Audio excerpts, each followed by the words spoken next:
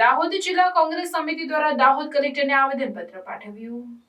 દાહોદ જિલ્લા કોંગ્રેસ સમિતિ દ્વારા દાહોદ કલેક્ટરની નકલી એને કૌભાંડ નીટ પરીક્ષા કૌભાંડ શિક્ષકને કાયમી નોકરી મળે તે માટે આવેદનપત્ર આપવામાં આવ્યું હતું, જેમાં ગુજરાત પ્રદેશના ઉપપ્રમુખ તથા હાથ સે હાથ જોડોના ગુજરાતના કન્વીનર ઇન્દ્રાનીલ રાજગુરુ તથા દાહોદ લોકસભાના પ્રભારી GM ડામોર, દાહોદ જિલ્લા કોંગ્રેસ પ્રમુખ હર્ષદ નીનામા, માજી સાંસદ, માજી ધારાસભ્ય, ચૂંટણી લડેલા તમામ ધારાસભ્યો, જિલ્લા અને તાલુકાના સભ્યો, જિલ્લા અને તાલુકામાં લડેલા તમામ સભ્યો, તમામ તાલુકાના શહેર પ્રમુખો, તમામ કાઉન્સિલર અને કાઉન્સિલર લડેલા સભ્યો, તમામ પ્રદેશના હોદ્દેદારો, ફ્રન્ટલ સેલના તમામ આગેવાનો, વરિષ્ઠ નેતાઓ, વરિષ્ઠ આગેવાનો, વરિષ્ઠ હોદ્દેદારો અને કાર્યકર્તાઓ હાજર રહ્યા હતા। જેણે કૌભાંડ કર્યું ઈ માણસની પાછળ MP, ભાજપના MLA, MP બધા ઇન્વેસ્ટમેન્ટ કરતા અને આદિવાસીઓની જમીન નિયમબાર એ લોકોએ લઈ લીધેલી છે। હવે એ લોકો ઉપર આ ખોટા જે કૌભાંડમાં હતા એક જ વ્યક્તિ અધિકારીમાંથી એક જ વ્યક્તિ હતા, બીજા કોઈને આની ખબર જ નહોતી, તો એના ઉપર શું એક્શન લેવામાં આવ્યું?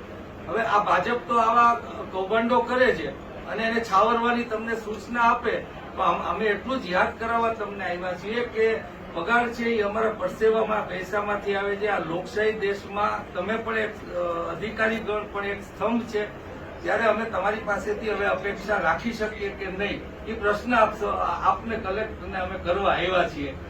એવી જ રીતના બીજા પણ પ્રશ્નો ટાટના એનું છે, એનું પણ રિપ્રેઝન્ટેશન તમે સેન્ટ્રલ ગવર્મેન્ટને મોકલજો, એમાં તો આપ બીજું કંઈ નહીં કરી શકો।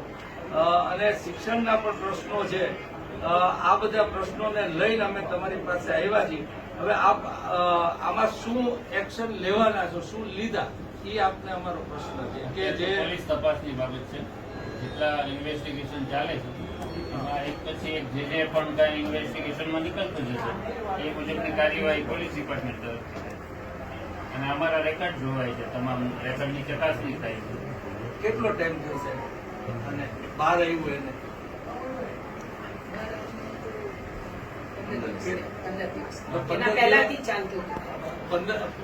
હવે આટલા સમયમાં પોલીસને પણ કઈ મળતું નથી, તો એ પણ કલેક્ટરની જવાબદારી આવે છે કે પોલીસને પણ કે પોલીસ અને રેવન્યુ તંત્ર બંને ભેગા થઈને જ કાર્યવાહી કરે છે। મૂળ પોલીસ તપાસનો વિષય છે, એટલે એમના જે આયો હોય એની સાથે આયોને અમે ન કરીએ ને, અમે કલેક્ટર પાસે અપેક્ષા રાખીએ કે સરકારના પ્રોસેસ ચાલે છે, અત્યારે એની તપાસની કાર્યવાહી ચાલુમાં છે।